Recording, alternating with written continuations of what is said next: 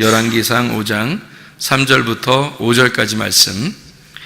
당신도 알거니와 내 아버지 다윗이 사방에 전쟁으로 말미암아 그의 하나님 여호와의 이름을 위하여 성전을 건축하지 못하고 여호와께서 그의 원수들을 그의 발바닥 밑에 두시기를 기다렸나이다. 이제 내 하나님 여호와께서 내게 사방에 태평을 주심에 원수도 없고 재앙도 없도다.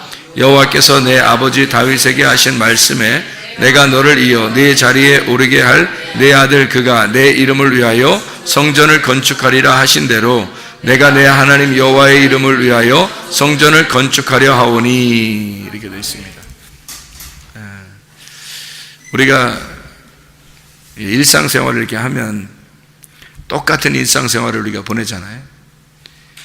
우리가 어제도 얘기했지만 날마다 똑같은 생활을 하게 된단 말이에요.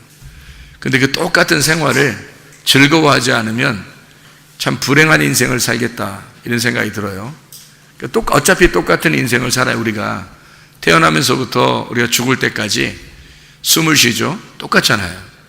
물을 마셔야 하고, 그리고 밥을 먹어야 하고, 그죠? 잠을 자야 하고, 그리고 이제 학생 때는 학교를 다녀야 하고, 또 어른이 되면 직장을 다녀야 하고, 어제 만난 사람을 오늘 또 만나야 되고, 그리고 내일도 또 만날 수도 있고, 이렇게 계속해서 똑같은 인생을 매일마다 반복돼서 이렇게 살아가게 돼요.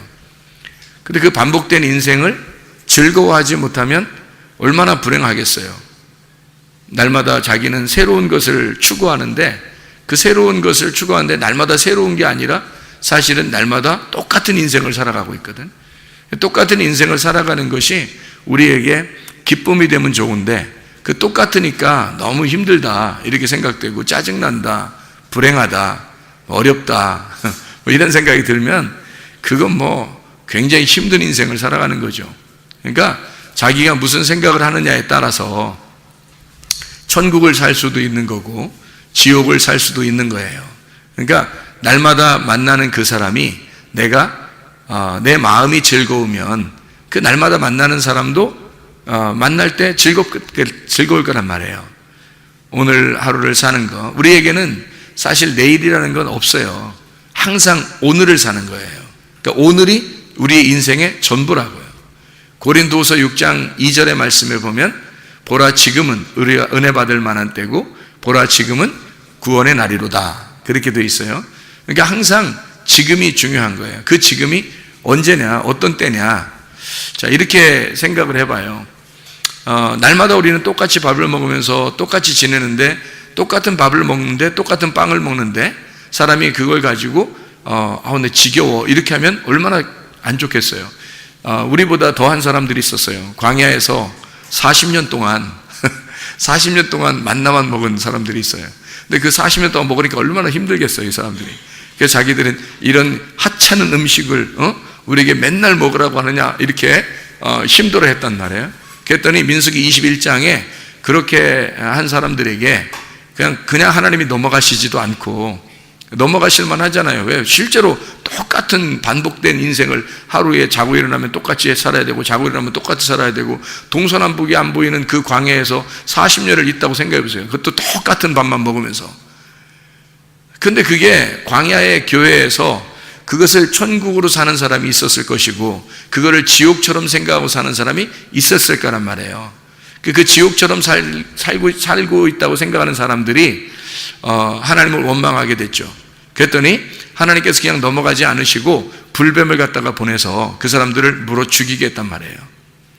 그러니까 하나님이 그냥 넘어가지 않으시죠. 그랬더니 또 그것 때문에 또 하나님 앞에 막 호소하고 살려달라고 얘기하니까 하나님이 또 그냥 또 그것도 넘어가지 않으시고 놋뱀을 갖다가 걸어놔서 그 사람들이 쳐다보면 살도록 그렇게 만들어 놨다는 거죠.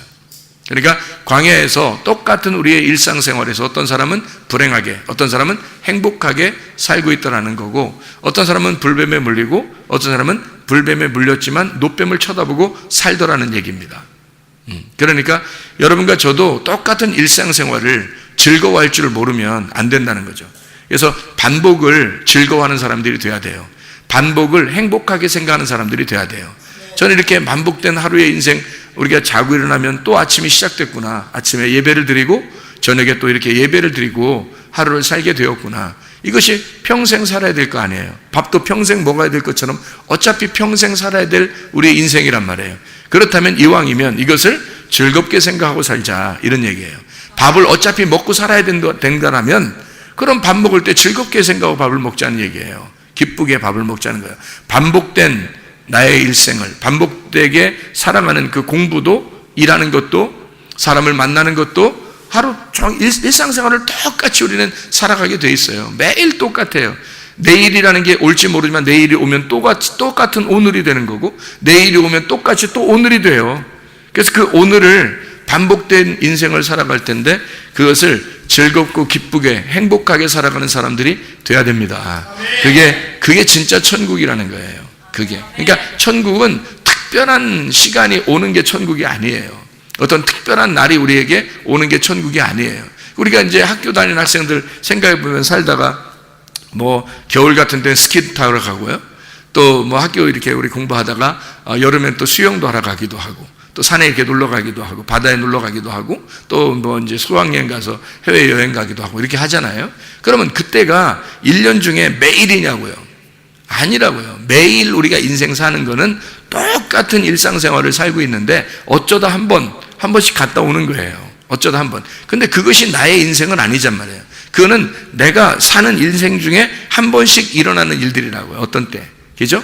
예. 밥도 집에서 항상 밥 먹는 사람이 외식을 한번 해요. 그러면 외식하면, 그럼 뭐 그때는 뭐 즐거울 수도 있죠. 가벼운 걸 먹더라도. 그런데 똑같이 또 집에서 또 먹어야 된단 말이에요. 그러니까 계속해서 우리는 반복된 인생이 더 많은 거지, 사실은 특별한 나의 시간이나 특별한 인생이 많은 것은 아니, 좋은 것은 아니에요.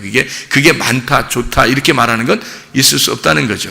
매일 인생이 더 많고 우리에게 더 많이 살아가야 될 그런 삶이라는 말이에요. 그것을 즐거워하지 않으면 대부분의 시간을 지옥처럼 사는 거예요. 대부분의 시간을. 우리가 어디 나가는 것만 즐거워한다 그러면, 어디서 외식하는 것만 좋아한다면, 그러면 그때만 즐거울 거 아니에요. 여기서는 죽겠다 뭐 그런, 어디 우리 언제 어디 간다 그러면 그것만 기다리고 막 이렇게, 그러면 이 사람은 이 일생은 굉장히 불행하게 살면서 그때는 막 천국같이 막 여긴단 말이에요. 그게 뭐냐고요. 오히려 그거보다는 지금 내가 살아가고 있는 이 삶이 훨씬 더 천국이 돼야 된다는 거죠. 그래서 이것이 천국이 되는 사람은 진짜 천국을 사는 사람이고, 이것이 아니라 어떤 특별한 것을, 특별한 음식을 원하는 사람들은 불뱀에 물릴 가능성이 많다는 얘기예요. 그러니까 우리 지옥처럼 살지 말고 오늘 주어진 하루를, 우리에게 주어진 하나님의 날을, 그 하나님의 시간을 기쁨으로 맞이하고 기쁨으로 살아가고, 오늘도 이렇게 똑같은 반복된 삶이 우리에게 주어진 이것을 즐겁게 생각하는 그런 우리 성도들이 되셔야 합니다. 여기 열왕기 상에 우리가 5장을 같이 이렇게 읽었습니다. 여기에 보면 그 다윗하고 솔로몬에 대한 이야기가 나와요. 다윗은 뭐 한 사람이라고 해요? 전쟁을 많이 한 사람이다, 그렇게 얘기하고, 솔로몬이라는 사람은요, 평화가 있는 사람이에요. 그러니까 다윗이라는 사람은 전쟁의 용사, 그러니까 싸우는 거고 피 흘리는 자예요. 그러니까 싸우고 피 흘리는 자니까 어디에서 이 모든 전쟁이 끝나요? 십자가에서. 그래서 예수 십자가를 상징하는 다윗이에요. 예수 십자가를. 예수 십자가 매달리면 그 다음에 뭐가 일어나죠? 부활이 일어나죠. 부활이 일어나면 그 십자가의 전쟁이 다 끝났단 말이에요. 그래서 평화가 이루어졌다 해서 솔로몬이 나오는 거예요. 그러니까 이 다윗이라고 할 때는 다윗의 십자가 못 박혀 돌아가실 때까지만 해도 교회가, 하나님의 교회가 세워지질 못해요. 예수 십자가에 못 박혀 돌아가실 때까지만 해도. 근데 예수가 부활하고 난 다음에 하나님의 성령이 충만하게 임하고, 그때 하나님의 성전이, 하나님의 교회가, 하나님의 백성들로 인하여 교회가 세워지게 되죠. 이렇게 오순절 이후에 하나님의 교회가 막 세워지게 되는 것입니다. 그것처럼 이게 구약에서도 이미 이런 사인들이 있는 거예요. 다윗이라고 하는 사람을 통해서는 십자가 예수를, 솔로몬을 통해서는 부활의 예수를, 그래서 솔로몬을 통해서 성전이 세워지도록 하나님이 이렇게 정해놨다는 거죠. 자기의 그 컨셉, 자기가 정해진 그대로 사는 거예요. 다윗은 다윗의 컨셉이 있고 솔로몬은 솔로몬의 컨셉이 있는 거예요. 그러니까 솔로몬이 성전을 지었다 그러면 누가 지은 거나 똑같은 거예요. 다윗이 지은 거나 똑같은 거죠. 왜냐하면 다윗이 재료를 다 준비해 놓고요. 그 재료는 나무죠, 나무. 그죠? 나무. 뭐 이게 물론 돌도 준비해 놓고 뭐 다른 것도 준비해 놓고 그런데 나무를 많이 준비해 놓고 금도 준비하고 은도 준비하고 다 준비해 놨는데 그 다윗이 준비한 그 재료 학개서 1장 8절에 보면 성전을 너희가 산에 올라가서 나무로 성전을 지어라 이렇게 말이 나오거든요. 그게 뭐겠어요? 십자가 예수예요. 십자가 예수를 통해서 성전이 지어져야 된다. 솔로몬이 다윗이 없이는 다윗이 재료를 준비한 것이 아니면 솔로몬이 성전을 지을 수가 없는 거죠. 그러니까 다윗이 준비를 해놔야 되는 거예요. 그래서 다윗이 모든 재료를 준비하고 이 솔로몬은 이 준비된 다윗의 그 재료를 가지고 성전을 세우는 거거든요. 이 다윗이 설계도까지 다 준비해놨어요. 하나님의 계시를 받아서 설계도까지 다 성전해놨어요. 그러니까 다윗이 사실 솔로몬을 통해서 성전을 지은 거예요. 다윗이 성전을 지은 건데 솔로몬을 통해서 다윗이 성전을 지었다. 이렇게 보면 성경이 아주 매끄럽게 이해가 되겠죠. 무슨 말인가? 그러니까 다윗이 준비만 해놓고 자기는 피 흘렸기 때문에 성전을 못 졌다고 생각해 보세요. 얼마나 억울하겠습니까? 그게 아니죠. 자기 아들이 짓는 거는 아들이 성전을 지으면 아버지가 지은 거예요. 그래서 아버지가 아들을 통해서 성전을 지었다. 이렇게 되는 거죠. 자, 하나님 아버지도 똑같죠. 하나님 아버지가 자기 아들 예수 그리스도를 통해서 이 땅에 교회를 세웠다. 똑같은 얘기죠. 그죠? 같은 말을 이렇게 해주고 있는 겁니다. 다윗과 솔로몬을 통해서 아버지와 아들을 이렇게 얘기하는 거죠. 하나님 아버지와 아들 예수 그리스도를 통해서 이게 성전을 세웠다는 그런, 하나님이 이 땅에서 십자가 못 박혀 돌아가시고 그의 아들 예수가 부활하셔서 성전 교회를 세우셨다 하는 말씀을 이제 해놓고 있는 얘기거든요. 이 그 다윗에 대한 이야기를 사무엘하 19장을 한번 여러분이 한번 보면 좋겠는데요. 사무엘하 19장 1절부터 8절까지 말씀을 이렇게 읽어보면 여러분이 조금 이해할 수 있는 게 좀 하나 나오는데, 사무엘하 19장 1절부터 8절이요. 어떤 사람이 요압에게 아뢰되 왕이 압살롬을 위하여 울며 슬퍼하시나이다 하니, 왕이 그 아들을 위하여 슬퍼한다 함이 그날의 백성들에게 들리매 그날의 승리가 모든 백성에게 슬픔이 된지라. 그날의 백성들이 싸움에 쫓겨 부끄러워 도망함같이 가만히 성읍으로 들어가니라. 왕이 그의 얼굴을 가리고 큰 소리로 부르되 내 아들 압살롬아 압살롬아 내 아들아 내 아들아 하니, 요압이 집에 들어가서 왕께 말씀드리되 왕께서 오늘 왕의 생명과 왕의 자녀의 생명과 처첩과 비빈들의 생명을 구원한 모든 부하들의 얼굴을 부끄럽게 하시니, 이는 왕께서 미워하는 자는 사랑하시며 사랑하는 자는 미워하시고 오늘 지휘관들과 부하들을 멸시하심을 나타내심이라. 오늘 내가 깨달으니까 만일 압살롬이 살고 오늘 우리가 다 죽었다면 왕이 마땅히 여기실 뻔하였나이다. 요압이 얘기하는 게 무슨 얘기인지 아시겠죠? 그죠? 무슨 의미로 얘기하는지.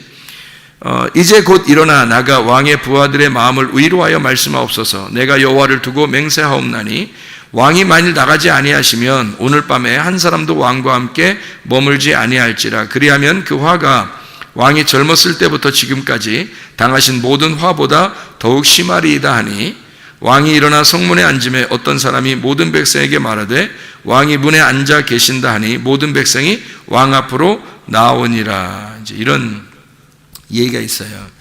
여기서 여러분은 어떤 마음이 들어요? 요압하고 다윗하고 지금 둘이 이제 얘기하는 그런 장면이 나오는데, 요압이라는 사람이 압살롬을 죽였죠.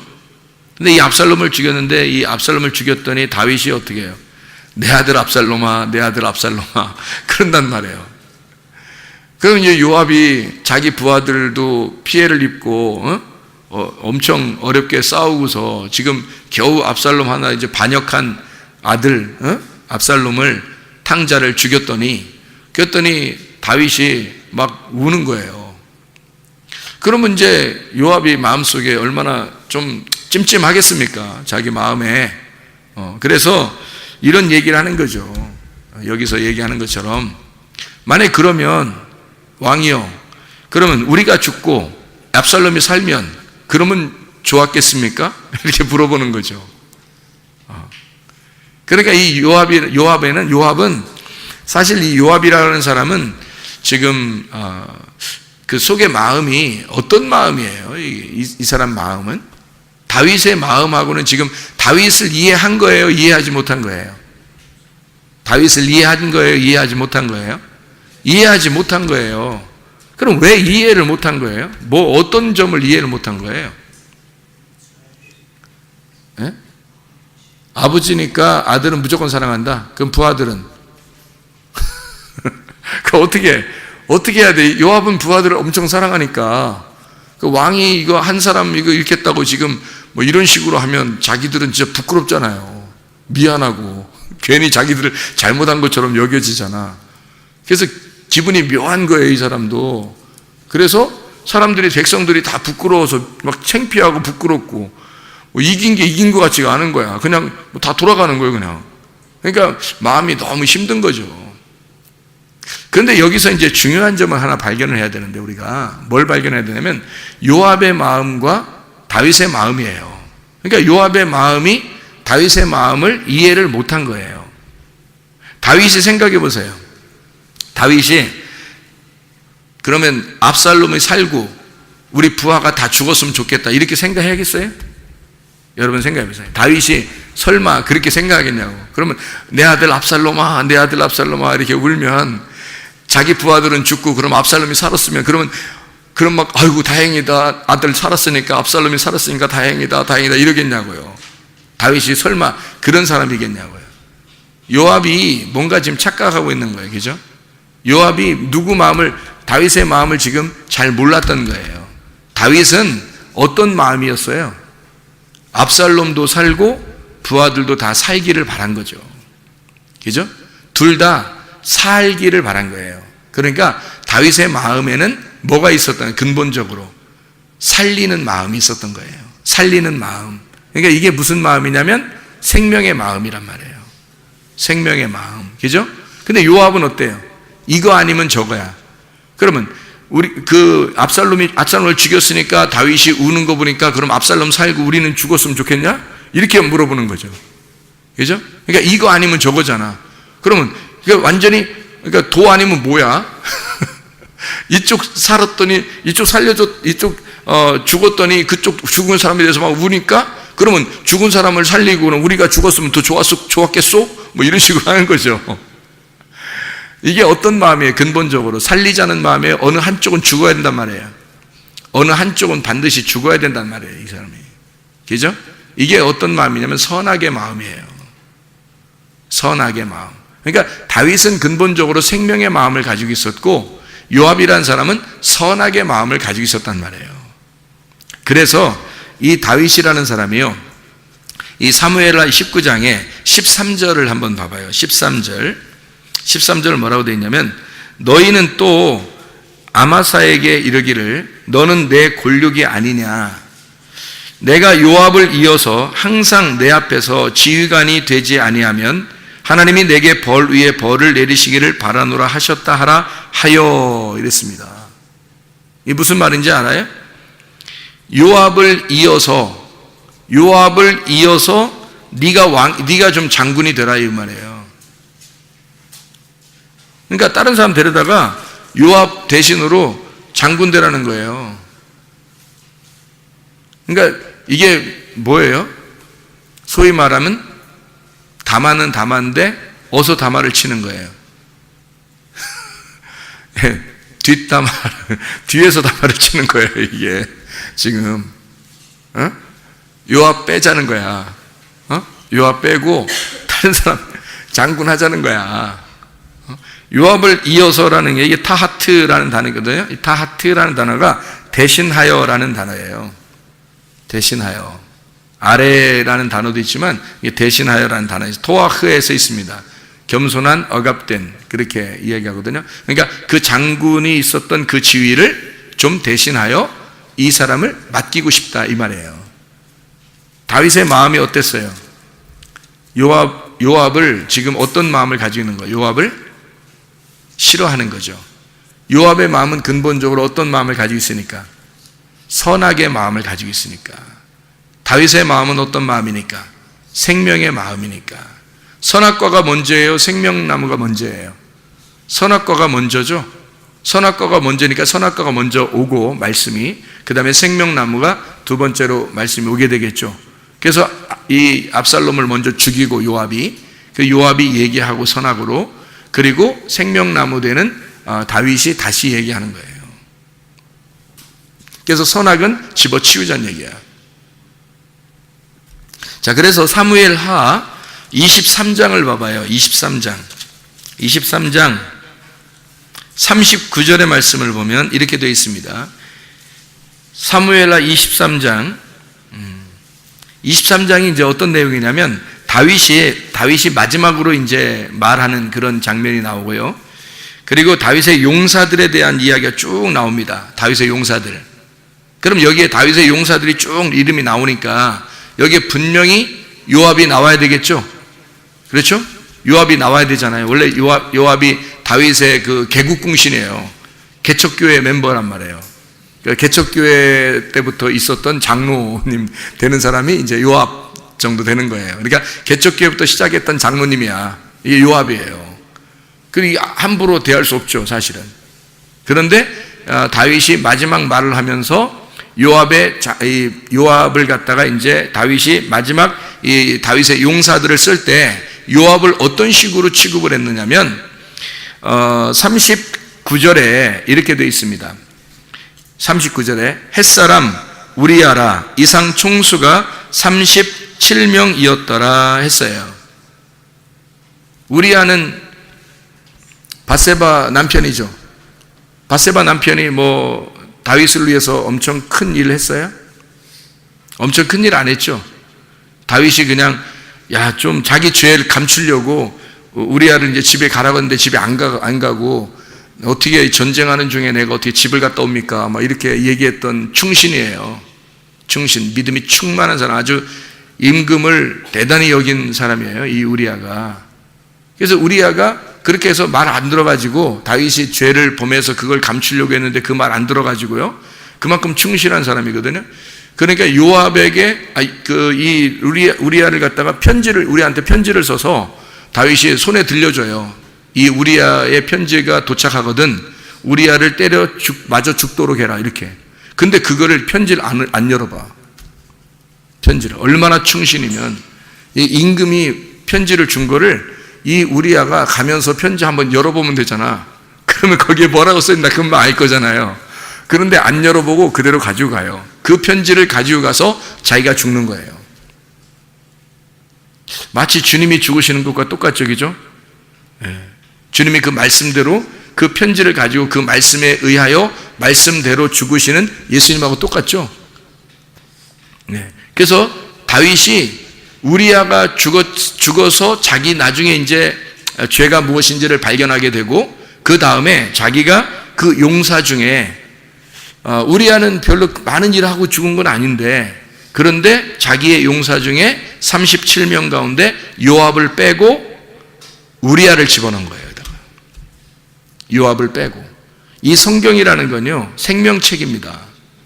여기에 이름, 생명의 이름이 쓰여져 있는 하나님의 사람이 어떤 사람이 믿음이 있는 사람이며 어떤 사람이 믿음이 없는 사람인가, 어떤 사람이 생명 안에 있는 책의 사람인가, 어떤 사람이 선악의 나무에 있는 사람인가를 구분해서 쓴 이름들이 여기에 나오는 책이 있거든요. 이름책이에요, 이게.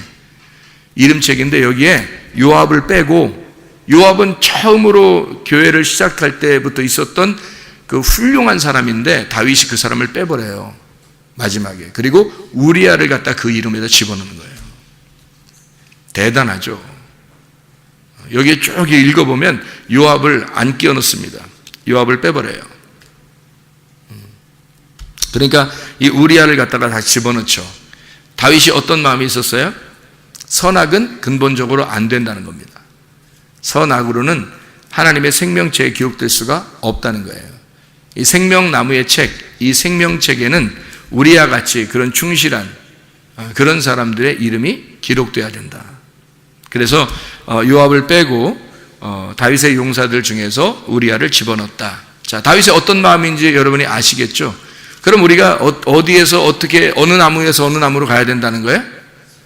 예, 선악나무에서 생명나무로 옮겨져야 된다 이런 말이에요. 제가 이 성경을 이렇게 여러분에게 좀 설명해 드릴 테니까 한번 잘 들어보세요. 출애굽기 3장 1절 한번 봐봐요. 출애굽기 3장 1절. 출애굽기 3장 1절에 보면 모세가 이제 여호와 하나님을 만나는 그런 장면이 나오거든요. 출애굽기 3장에. 그래서 출애굽기 3장에 여호와 하나님이 모세한테 자기 이름을 가르쳐 주는 그런 장면이 출애굽기 3장에 나와요. 그런데 이 출애굽기 3장에 보면 1절에 모세가 그의 장인 미디안 제사장 이드로의 양떼를 치더니 그 떼를 광야 서쪽으로 인도하여 하나님의 산 호렙의 이름에 그랬거든요. 그죠? 아니 다른 데로 갈 수도 있잖아요. 다른 데로 갈 수도 있잖아요. 그죠? 그런데 호렙에 이르렀다는 거예요. 호렙에. 왜 호렙에 이르렀을까? 이 호렙이라고 하는 호렙이 호렙산 이 호레브라는 단어예요. 이 호레브라는 단어인데 이게 호레브가 황무한이라는 단어입니다. 황폐하고 황무한. 이 호레브. 이게 하라브에서 나오는 하레브거든요. 그러니까 잘못 들으면 호레비로 들려요. 예. 하레브라는 단어인데 이게 가뭄으로 타다라는 말이고요. 이게 그리고 황폐하다, 파멸하다, 이게 죽이다, 바짝 마르다 이런 단어예요. 그러니까 여러분이 딱 들어도 뭐 어떤 것처럼 들려요. 딱 들어도 벌써 뭔가 이렇게 좀 말라 있는 느낌이 들죠. 그죠? 말라 있는 느낌. 그럼 말라 있는 느낌이면 나무 같은 게 잘 못 자라나겠죠. 그죠? 그러면 말라 있는 곳이니까 이게 막 황폐하잖아. 그러니까 이 대부분 호레비도 그렇죠. 황폐하죠. 사람들이 혼자 살기 어렵고, 그죠? 그러니까 남자는 부인이 있어야 된다, 뭐 이런. 호렙산에 이렇게 올라가서 황무한 이 황폐한 죽이는 곳이란 말이에요. 여기가 파멸하는 곳. 그래서 여기서 떨기나무 가운데 하나님이 나타나셔서 모세를 만났거든요. 모세가 굉장히 두려운 가운데 만난 거예요. 이 호렙산에서. 그럼 이 모세가 만난 이 호렙산에서 만난 이 모세가 결국 이제 뭐예요? 하나님의 그 부르심을 받은 하나님의 말씀을 받은 자예요. 이 모세가 거기서 하나님 말씀을 받아요. 근데 이 말씀을 받는 자가 이 모세인데 그러면 이 땅에서 하나님의 말씀을 직접 받아가지고 오신 분이 있어요. 누구겠어요? 예수님이겠죠. 그죠? 그러면 이 모세도 말씀을 받은 자이고 하나님의 아들도 말씀을 받은 자예요. 그러면 결국에는 성경은 어떻게 되어 있냐면 성경은 이렇게 되어 있죠. 율법과 은혜 이렇게 되어 있죠. 그죠? 율법과 은혜 이렇게 되어 있죠. 율법은 누구를 통해서 왔어요? 모세를 통해서 왔고 은혜는 누구를 통해서 왔어요? 예수님을 통해서 왔죠. 그러니까 결국에 구약과 신약으로 말하면 구약은 모세 그리고 신약은 예수님 이렇게 볼 수가 있죠. 그러니까 모세가 하나님의 말씀을 가지고 있는 자 모세가 신약의 예수 그리스도 하나님의 말씀을 가진 하나님의 아들이 돼야 그래야 하나님의 사람으로서 주님을 만난다는 얘기입니다. 모세가 율법으로는 하나님을 만날 수 있어요, 없어요, 우리가? 모세의 율법으로는 우리가 하나님 만날 수 없어요. 예수 그리스도의 은혜를 통해서 하나님 만날 수 있거든. 다시 말하면 모세의 율법은 지금 우리가 다윗과 솔로몬으로 따지면 어떤 나무에서 어떤 나무로 옮겨가야 된다 그랬어요? 선악나무에서 생명나무로 옮겨가야 된다 그랬어요. 그럼 선악나무의 대표는 뭐예요? 율법이죠. 예, 생명나무의 대표는 뭐예요? 진리입니다. 그러니까 진리는 누가 가지고 왔냐면 예수님이 가지고 온 것이고 율법은 모세가 가져온 거란 말이에요. 그러면 누가 누구로 변해야 돼요? 모세가 예수로 변해야 되겠죠. 그죠? 모세가 예수로, 율법이 은혜로 바뀌어야 된단 말이에요. 선악나무가 생명나무로 바뀌어야 구원을 받는다는 거지. 그러니까 우리가 먼저는 뭐가 돼야 되는 거예요? 그러니까 모세가 돼야 돼요? 예수님이 돼야 돼요? 모세가 돼야 되죠. 그래서 율법 안에서 우리가 죽고 황폐해지고 나를 죽이고 그리고 예수 하나님의 아들이 되어 풍성한 하나님의 아들이 되는 거죠. 그러니까 모세를 통해서 나를 죽이고 예수를 통해서 구원을 받는, 그게 이제 우리의 삶이 되어야 된다는 것을 이야기하는 거죠. 그래서 어떻게 보면 창세기 1장에 나오는, 1장, 2장에 나오는 그 창조가 있죠. 창세기 1장, 2장에 보면 창조가 있어요. 그 창조가 첫째 날부터 여섯째 날까지 어떻게 해요? 첫째 날부터 여섯째 날까지. 이게. 그 창조하느라고 힘들었다고 일곱째 날에 안식하잖아요. 그러면은 결국 이 힘든 여섯째 날까지의 힘든 창조는 누구를 의미하겠어요? 모세를 의미하는 거예요. 그럼 일곱째 날은 안식이죠. 예수님은 자기를 뭐라 그래요? 안식이라 그러죠. 그죠? 나는 안식이다. 안식일의 주인이다. 그러잖아요. 그러니까 안식이라는 일곱째 날은 예수님을 말하는 거란 말이에요. 그러면 그 전에 있는 날들은 모세의 날이라는 거죠. 그죠? 네, 우리가 살아가야 할 6일은 모세의 삶이에요. 근데 여기에서 예수를 만나면, 일곱째 날을 만나면, 안식일을 만나면 우리는 쉼이 있단 말이죠. 자, 그래서 마태복음 11장 28절부터 30절까지 말씀에 수고하고 무거운 짐진 자들아, 어떤 첫째 날부터 여섯째 날까지 있는 자들아, 다 내게로 와라. 내가 너희를 쉬게 하리라. 어떻게? 안식을 주겠다. 안식일을 주겠다. 내 안에서 안식을 주겠다. 무슨 말인지 알겠죠? 주님의 멍에는 쉽고 짐은 가볍다. 이런 얘기를 하죠. 주님께 오라고. 그러니까 율법에 매여 있는 자들아 은혜로 돌아와라. 그 말이거든요. 창조 6일 안에 거하는 자들아 창조 7일째의 안식으로 돌아와라. 이 말이에요. 예수님께서. 그죠? 그러니까 모세가 여섯째 날이라면 예수님이 다시 모세 된 자들이 예수님이 되어야 되겠죠. 7일 안식 예배가 되어야 된다는 얘기예요. 다시 말하면 먼저 모세가 되었다가 그 다음에 예수 안식 되는 평안의 예배를 드려야 된다 이 말이죠. 예배가 있어야 된다. 그러니까 예배가 희생제사의 예배에서 성령의 예배로 바뀌는 거죠. 그죠? 예수님께서 예배 드리는 것은 예수님이 올 때 전까지는 다 무슨 제사를 드렸어요? 희생제사를 드렸죠. 예배라고 생각했죠. 그죠? 그런데 예수님이 와가지고는 어떤 예배라고 사마리아 여자한테 가르쳐 줬어요? 요한복음 4장에 신령과 진정으로 영과 진리로 예배 드릴 때가 오나니 곧 이때라. 이렇게 예배 드린 자를 하나님이 찾으신다 그렇게 말했죠. 그러니까 영과 진리로 예배가 바뀐 거예요. 그러니까 옛날에는 희생제사로 예배를 다 드렸는데 그렇게 드리는 사람들이 있었는데 이것을 예수님이 바꾼 거죠. 너희 마음 안에서 영 안에서 진리 안에서 예배 드리는 거다. 이렇게 바꾸는 거죠.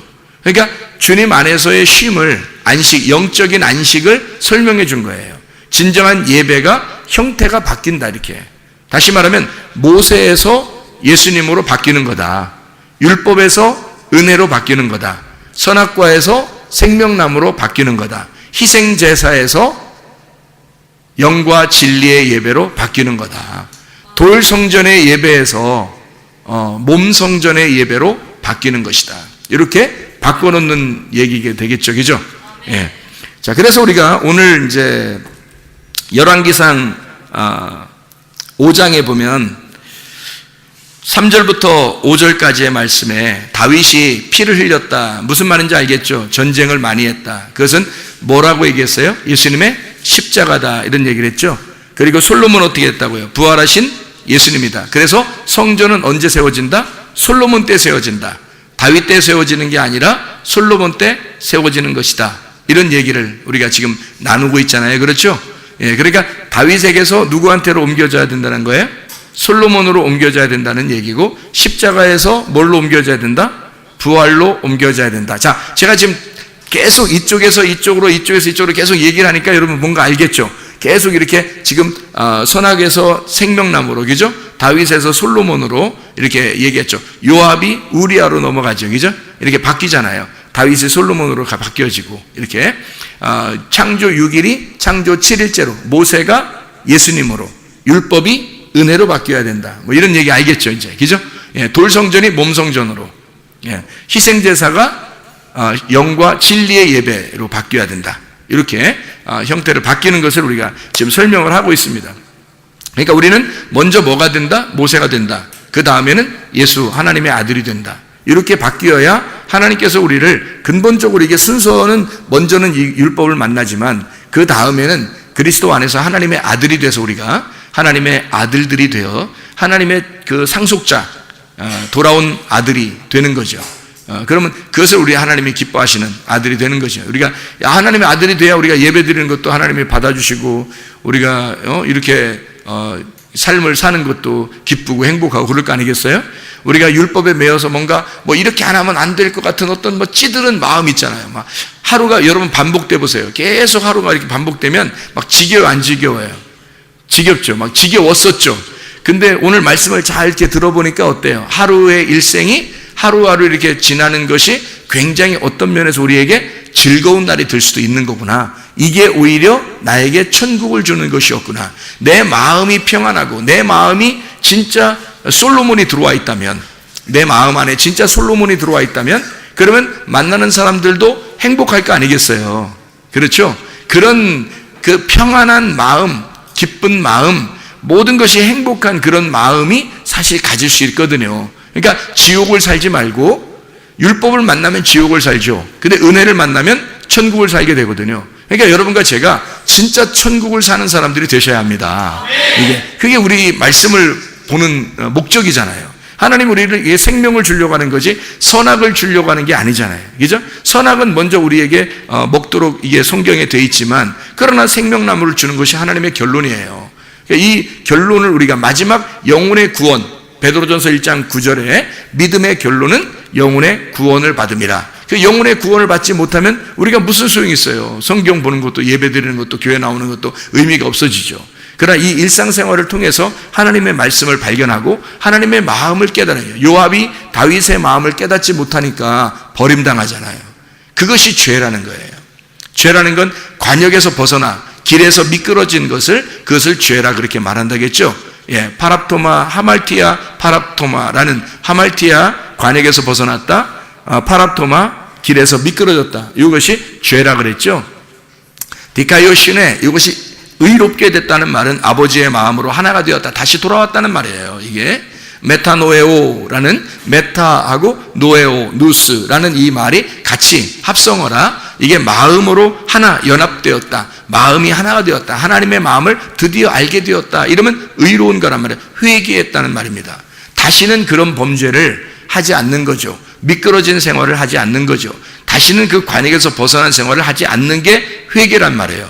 근본적인 회개가 있는 걸 의롭다라고 얘기하고, 우리를 대신해서 주님이 십자가 못 박혀 돌아가심으로 심판을 받으셨고, 그래서 이제 모든 심판도 다 끝나서 우리에게 진짜 의로움만 남아있는 것이 우리의 삶이란 말이에요. 이렇게 좋은 행복한 생활을 할 수 있는데도 불구하고 사람들이 불행하게 살면 그 일상생활이 얼마나 불행하겠어요. 그래서 우리는 일상생활, 반복된 나의 일상생활이 오히려 내게 기쁨을 주고 즐거운 날이 되어야 된다. 이게 천국이 되어야 된다. 그래서 우리 삶은 지옥 살지 말고 천국 살아야 될 줄로 믿습니다. 자, 우리가 열왕기상을 우리가 한번 읽었잖아요. 그러니까 열왕기상 몇 군데만 찾아보고 마칠게요. 자, 열왕기상에 한번 왜 찾느냐면요, 왜 찾는지 한번 여러분이 한번 찾아보시면서 생각을 해보세요. 왜 찾는지. 열왕기상 2장 46절입니다. 46절이요.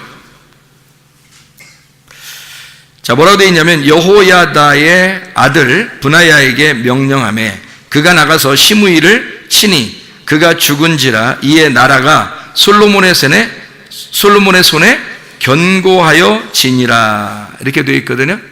그 시므이가 다윗 왕을 무시했던 사람이에요. 시므이라는 사람이.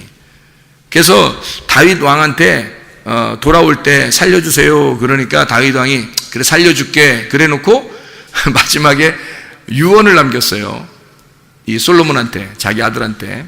내가 살려준다고 약속했기 때문에 내가 죽이진 않았는데, 내가 저놈을 위해서도 죽어야 되니까 죽이진 않았는데 너는 반드시 죽여야 된다. 저놈을 반드시 죽여야 된다. 이렇게 이야기를 해놨거든요. 그래서 솔로몬이 그 사람을 죽였어요. 이 사람은 이제 그 죽이기 전에 누구누구를 죽이냐면 아도니아를 죽이죠. 반역하니까, 그리고 요압도 반역자니까 죽입니다. 아도니아를 죽이고 요압을 죽여요. 그러니까 반역자들은 다 이제 처단하는 겁니다. 솔로몬이. 그렇죠? 다윗은 처단 안 했어요. 그죠? 다윗은 그대로 기분이 좀 안 좋았지만 요압한테 조금 뭔가 기분이 안 좋았어요. 그러니까 자기 다윗의 용사에서 다 빼버린 거죠. 그죠? 그런데도 불구하고 요압을 죽이지 않았어요. 십자가 예수니까 다 자기가 짊어지는 거예요. 근데 아도니아를 죽이고 솔로몬이 왕이 되면서 요압을 죽이고 그리고 시므이까지 처형을 합니다. 시므이까지 딱 처형을 하니까 이 솔로몬의 나라가 견고하여졌다 이렇게 되어 있습니다. 무슨 얘기예요 이게? 한마디로 전쟁이 끝났다는 얘기입니다. 전쟁이 끝났다. 여러분 솔로몬이라고 하는 이름이요 무슨 이름이에요? 샬롬. 예, 평화라는 이름이에요. 압살롬의 이름이 뭐예요? 압살롬이에요. 압살롬. 그러니까 아부 샬롬 이런 단어예요. 아부 샬롬. 그러니까 솔로몬의 아버지란 단어예요. 이게 아부 샬롬이. 그러니까 아부 샬롬이 죽고 이 다윗이요. 아부 샬롬은 죽고 아부 샬롬의 아들 솔로몬이 왕이 되는 거예요. 그러니까 이 다윗의 입장에서는 압살롬을 잃어버리고 압살롬이 뭘로 나타난 거예요? 솔로몬으로 나타나는 거예요. 그러니까 다윗은 의도적으로 하나님의 그 부르심을 알았던 거죠. 솔로몬이라는 사람에 대해서. 솔로몬이라는 그 이름을 하나님이 아주 기뻐하셨어요. 하나님의 사랑하는 이름이에요. 이 샬롬이라는 이름이. 그래서 그 이름대로 여러분 우리가 인사하면 좋죠. 그죠? 이스라엘 사람들도 그렇게 인사하죠. 뭐라고 인사해요? 샬롬 그러죠? 샬롬 그러면 괜히 얼굴이 찡그러져요? 기분 나빠요? 아니면은 좀 기분 좋아요? 누가 옆에 지나가다 샬롬 그러는데 기분 좋죠? 예. 괜히 기분 나쁘고 그러진 않겠죠? 저 뭐야 뭐 이러면서 이러진 않겠죠? 샬롬 그러면 기분 좋단 말이에요. 그러면 샬롬 그러지 말고 우리가 처음 인사할 때 그냥 지나가면서 솔로몬 그러면 어때요? 그럼 좀 기분 나쁘면 웃긴가요? 그렇게 잘 안 해봐서 그런 거지 사실은 솔로몬하고 샬롬하고 같은 거거든요. 그러니까 우리가 지나가면서 솔로몬 이래도 된단 말이에요. 솔로몬 이래도 샬롬 해도 되지만 솔로몬 이래도 된단 말이죠. 그러면 솔로몬이라는 샬롬이라는 솔로몬은 근본적으로 어떻게 해야지만이 평화가 이루어지는 거예요? 어떻게 해야 평화가 이루어지는 거예요? 전쟁이 끝나야 평화가 이루어지는 거예요. 그래서 솔로몬의 나라가 견고하게 서려면 다시 말하면 뭘까요? 샬롬의 나라가 견고하게 서려면 평화의 나라가 견고하게 서려면 안전하고 건강하고 구원의 나라, 평안의 나라가 평화의 나라가 서려면 견고하게 그 나라가 서려면 전쟁이 끝나야 된다는 거죠. 십자가 예수를 통해서 그 전쟁이 끝나고 그리고 부활한 예수가 되면 평화, 샬롬의 나라가 이루어지겠죠. 그래서 솔로몬의 나라가 전쟁이 끝나야 이루어지는 나라예요. 이해가 되겠습니까? 무슨 말인가? 자, 그러면 여기 우리가 이제 솔로몬 왕만 잘 이렇게 조사해 보면 평화의 나라가 어떤지 알겠죠. 그죠? 이게 솔로몬만 잘 연구하면. 그래서 성경 구절을 몇 가지만 찾아보고 끝난다는 거예요. 보세요. 열왕기상 3장 12절 한번 봐봐요. 열왕기상 3장 12절 말씀. 내가 네 말대로 하여 내게 지혜롭고 총명한 마음을 주노니 내 앞에도 너와 같은 자가 없었거니와 내 뒤에도 너와 같은 자가 일어남이 없으리라 그랬거든요. 그러면 솔로몬은 하나님 앞에 예배드리고 그리고서 솔로몬이 예배드리고 받은 게 뭐예요? 뭐 달라고 한 거예요? 지혜를 달라고 한 거예요. 지혜 달라고 하고 하나님은 지혜를 준다겠어요? 안 준다겠어요? 준다고 한 거죠. 그러면 솔로몬이라고 하는 샬롬의 나라는, 샬롬은, 평화는 뭐가 있어야 평화가 이루어지는 거예요? 지혜가 있어야 평화가 있는 거예요. 그러면 미련하고 살찌고 멍청하고 바보 같고 둔자발이고 이런 사람들은 어떻게 해요? 평화예요? 아니면 불행한 거예요? 불안해요. 예, 불안하고 불행한 것입니다. 반대죠. 솔로몬이 가지고 있는 것은 평화예요. 솔로몬이 가진 그 평화는 반드시 지혜가 있어야 합니다. 지혜가 있어야 그 평화의 나라가 이루어지는 거예요. 세워지는 거예요. 예, 그러니까 평화의 나라가 아니고 불행한 나라가 되면 어떤 나라냐면 미련한 자들이 있는 곳, 바보가 있는 곳, 깨닫지 못하는 자가 있는 곳, 아직 열리지 않은 자들이 있는 곳, 이게 불행한 나라예요. 평화의 나라, 솔로몬의 나라는 그런 나라가 돼서는 안 되거든요. 그래서 하나님이 그 솔로몬에게 지혜를 주시는 겁니다. 지혜를 줘야, 이걸 열어줘야, 총명으로 머리를 열어줘야 하늘 문이 열리고 그래야 평화가 이루어지기 때문이에요. 하나님의 평화가, 여러분 속에 진짜 평화가 어떤 사람의 평화냐? 전쟁이 종식돼야 평화가 이루어지고, 또 여러분 안에 어떻게 해야 여러분 안에 진짜 평화, 샬롬의 나라가 여러분 안에 이루어지느냐면 지혜가 있어야 되는 겁니다. 지혜가 없이는 여러분 안에 평화가 없어요. 미련의 곰퉁이처럼 미련해가지고 바보 멍청 같은데 무슨 평화가 있겠어요, 그 속에. 알지도 못하는 건데 아무것도. 그렇게 멍청하고 뭔 판단력도 없고 그런 사람인데 무슨 평화가 있겠냐고요. 그거는 이 세상에서 불행한 사람이라고. 성경에서는 미련한 자를 잠언서에서는 거의 지옥 자식으로 여겨요. 이게요, 지혜로운 사람이 돼야 됩니다. 총명한 지혜로운 사람들이 돼야 된다. 이게 그래서 하나님도 솔로몬에게 총명한 지혜를 주셨어요. 그래야 평화의 나라가 되니까. 자, 또 한 번 성경 보죠. 열왕기상 4장 25절 말씀입니다. 4장 25절 말씀. 솔로몬이 사는 동안에 유다와 이스라엘이 단에서부터 브엘사베에 이르기까지 각기 포도나무 아래와 무화과나무 아래에서 평안히 살았더라 그랬습니다. 평화라는 그 이름, 솔로몬이 평화니까 솔로몬이 있는 곳, 그 나라가 평안해졌더라. 평화가 있어야 솔로몬이라는 얘기죠. 그러니까 우리 안에 솔로몬이 들어오면, 자, 다시 한번 생각해봐요. 우리 안에 솔로몬이 들어오면 어떻게 된다? 전쟁이 끝나고, 그리고 지혜가 있어야 되고, 총명이 있어야 되고, 그리고 평화가 있다. 우리 안에 솔로몬이 들어오면. 솔로몬이 누구예요? 평화의 왕 누구예요? 예수님이. 그 예수님이 여러분 안에 들어오시면 이 세 가지가 이루어져야 된다는 거지. 이해가 되겠죠? 예.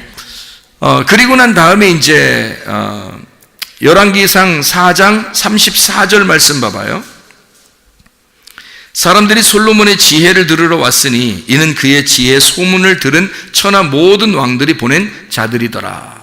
지혜가 있는 거죠. 그래서 근본적으로 뭐가 있다 보니까 평화가 있다, 솔로몬 안에는 평화가 있다, 지혜가 있다, 전쟁이 끝나야 평화한다. 이런 건강과 안식과 건강, 안전, 평안, 행복, 이게 복이거든요. 이게 영생하는 복이에요, 우리한테. 근데 그 영생하는 복은 누가 가지고 있냐면 솔로몬이 가지고 있어요. 그 솔로몬이 가지고 있는 이 솔로몬의 평화의 나라에 있는 그 왕, 솔로몬이 가지고 있는 그 축복들, 그것이 무엇인지 이해가 되겠죠. 그리고 이제 오늘 본문의 말씀 열왕기상 5장 3절부터 5절이 마지막입니다. 이제 보면, 자, 이 열왕기상 5장 3절부터 5절에 보면 뭐를 짓는다고 그래요? 솔로몬이 오면 뭐를 짓게 돼요? 성전을 짓는단 말이에요. 하나님의 아들이 우리 안에 오시면 나를 통해서 뭘 지으려고 그러겠어요? 성전을 짓는 거예요. 그게 평화의 나라예요. 하나님은 우리에게 두려움의 나라가 아니고 불행의 나라가 아니에요. 우리의 일상생활이 불행하거나 두려워하거나 기분 나쁘거나 짜증나는 그런 인생이 아니라, 사실 솔로몬이 우리 안에 들어와서 진정한 평안, 진정한 전쟁이 종식되는, 그리고 진정한 지혜가 우리 속에서 열리고 총명한 것이 열려서 깨달아지는, 그리고 내 몸을 하나님의 성전을 만드신다고요. 그래서 우리의 마음 안에 들어와서 하나님의 성전을 만드시는 그 솔로몬이란 말이죠. 예수 그리스도가 다윗으로 죽으셔서 전쟁으로 끝내고, 그리고 솔로몬을 통해서 하나님의 성전을 이루시는데, 하나님의 성전이 어디에 있어요? 지금 몸 성전이에요, 우리 안에. 그래서 우리를 하나님의 성전으로 만드시는 분이 누구냐면 솔로몬이란 말이에요. 그 솔로몬, 그 샬롬이 우리의 왕이 되시면 우리는 하나님의 성전이 되겠죠. 하나님께서 여러분 안에 진정한 지혜가 되시고 예수 그리스도가 우리의 진정한 지혜와 평안이 되시고 우리 예수 그리스도가 우리 안에서 진정으로 전쟁을 종식시키고 하나님과 다투는 그런 행동들을 완전히 끝내시고 나를 죽이시고 나를 통해서 이 솔로몬이 진정한 예수 그리스도가 평화의 왕이 우리의 속에서 하나님의 성전을 만들어 우리 속에서 진짜 평화의 나라를 만드는, 그래서 평화의 나라, 평화의 왕국을 살아가는 주의 사람들이 다 되시기를 바랍니다.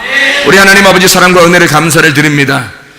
하나님 평화의 왕 솔로몬 예수 그리스도가 우리 안에 거하셔서 진정 우리의 속에 지혜가 넘치며 총명 있게 도와주시옵고 전쟁이 종식되어 안식을 누리는 평화가 우리 안에 있으며 하나님 우리를 통하여 하나님의 성전이 이루어져 늘 하나님의 평안의 나라, 평화의 나라, 하나님의 진정한 천국을 살아갈 수 있는 주의 백성들이 다 되게 도와주시옵소서. 예수 그리스도 존귀하신 이름 받들어 기도 올리옵나이다.